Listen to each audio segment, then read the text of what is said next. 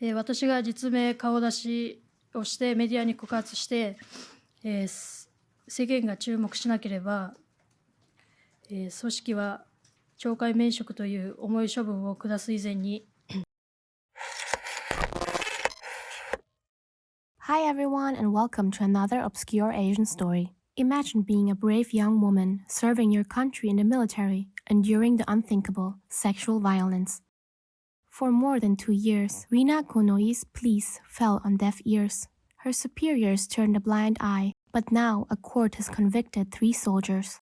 Rina Gonoi, a former soldier in the Japanese Army, JSDF, had been a victim of sexual violence. The trial held in Fukushima concluded with the conviction of 3 of her comrades who had simulated sexual intercourse with her. They were sentenced to 2 years of probation. Rina expressed satisfaction with the verdict, hoping it would deter similar future incidents.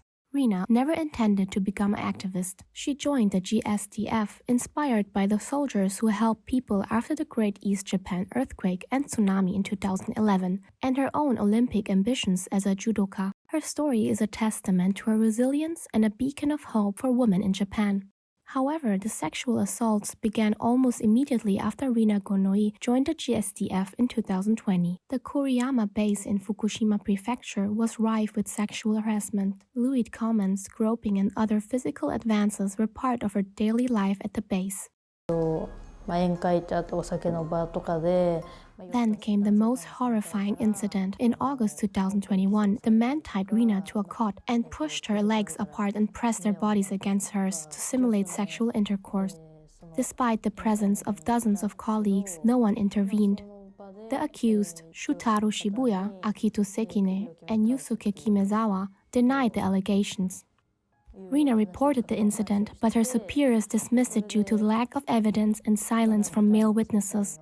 Her complaint was also rejected by higher authorities, and this is not surprising after all. The country is grappling with the dual challenge of meeting recruitment targets in the face of a demographic squeeze and escalating security concerns stemming from China and North Korea. The military is a key area that needs to change. But this makes Rina Gonoi's activism even more commendable. After her release in June 2022 and unsuccessful attempts to get justice through Japanese TV channels, she finally turned to social media to share her story. Rina Gonoi's story took the world by storm when her allegations of sexual assault were broadcasted on YouTube, leading to over 100,000 people signing a petition for an independent investigation. This led to a thorough investigation into the JSDF, confirming Rina's allegations. The Defense Ministry apologized, with Chief of Staff Yoshihide Yoshida making a rare admission of guilt. The accused soldiers were dismissed, but initially acquitted by a court in Kuriyama. Rina appealed and the second verdict found them guilty. This case prompted a change in Japan's sexual criminal laws. The newly approved law, sanctioned by the House of Representatives in May, marks the first amendment to Japan's age of consent in over a century. The newly adopted law redefines rape as a non-consensual sexual intercourse, eliminating the previous requirement for physical force. This marks a significant shift from Japan's earlier laws on sexual assault, which did not acknowledge consent and implied that force was necessary for an act to be considered rape. The law also identifies various scenarios where a person might be too scared to refuse sex even without the threat of violence.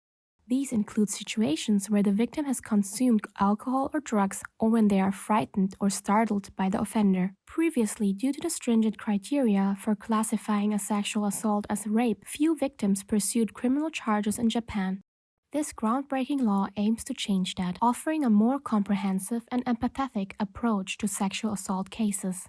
Rina Gonoi, having faced a harrowing ordeal, has now embarked on a new journey. She is currently involved in civil lawsuits against her tormentors and the government, seeking justice and compensation for the attack and the subsequent negligence. Despite facing online hatred and derogatory comments, Rina remains undeterred. She has continued to take her case against the government to court, hoping that her struggle will shine a spotlight on the victims of harassment and assault.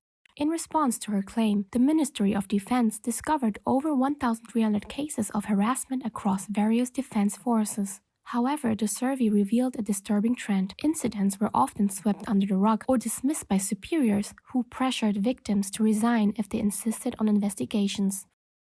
Fumika Sato, a professor at Hitotsubashi University specializing in gender studies and military affairs, notes that elite female officers are demanding change.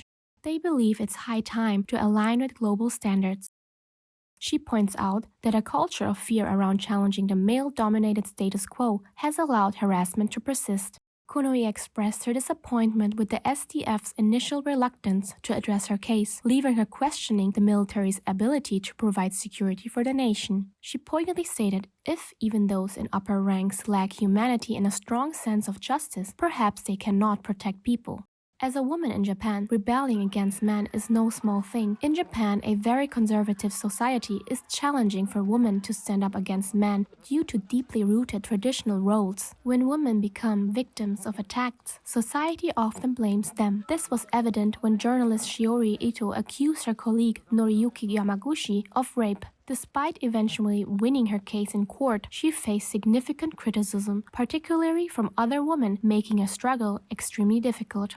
Rina Gonois has had similar experiences. Foreign media celebrate her as a symbolic figure in the fight against sexual violence. She was recently listed among the 100 most influential women in the world by the BBC. However, her accusations have caused discomfort among many in her home country, and she has faced online hostility.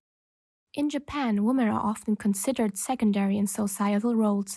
However, as Japan grapples with an increasingly aging population, it is forced to adjust its mindset. The prevailing belief in Japan is that many professional areas are predominantly a male domain. The outdated idea that women should be demure and not assertive still persists. This is a reflection of Japan's patriarchal society, where certain attitudes and norms make many people susceptible to abuse.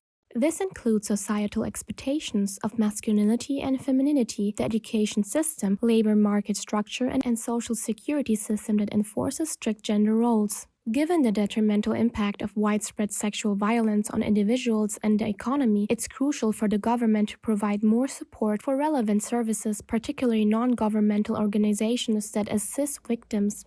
As Japan shifts from ignoring to addressing sexual violence, it's vital to involve police and judicial officials in a way that increases their sensitivity towards victims and enhances accountability. All this aids Japanese women in leaving their positions rooted in profound economic issues and social disparities. I hope you enjoyed this video. See you next time, and thanks for watching!